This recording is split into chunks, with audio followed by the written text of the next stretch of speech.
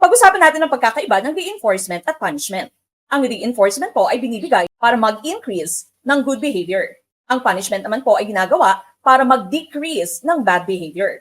Kapag sinabi po nating positive, ay meron tayong dinadagdag. Kapag sinabi naman po nating negative, ay meron tayong inaalis. Kapag sinabi po nating positive reinforcement, maaaring maging examples dito yung mga stars, yung mga rewards na binibigay ng ating mga teachers or ng ating mga parents. Bibigyan mo siya ng star or reward para ulitin niya yung kanyang good behavior. Kapag sinabi naman po nating negative reinforcement, kung pwedeng maging halimbawa, ang exemption from tests or kunwari, hindi na siya paghuhugasin ng pinggan dahil nakakuha siya ng perfect score. Meron kang inalis to increase good behavior. Again, ang punishment naman po ay ginagawa to decrease bad behavior.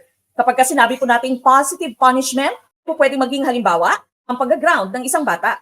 Grounded ka dahil meron kang ginawang hindi maganda. Ibig sabihin, meron tayong dinagdag to decrease the bad behavior. Para naman po sa negative punishment, ay po pwedeng maging halimbawa, ang pagkuha ng gadget sa ating mga anak.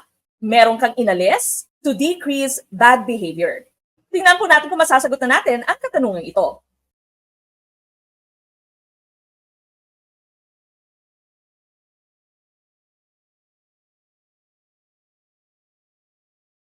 Ito po si Coach Mike ng Gurong Pinoy na nagsasabing maliit man mabuti ng mga kaalaman, ang dulo nito ay malaking kaginawaan.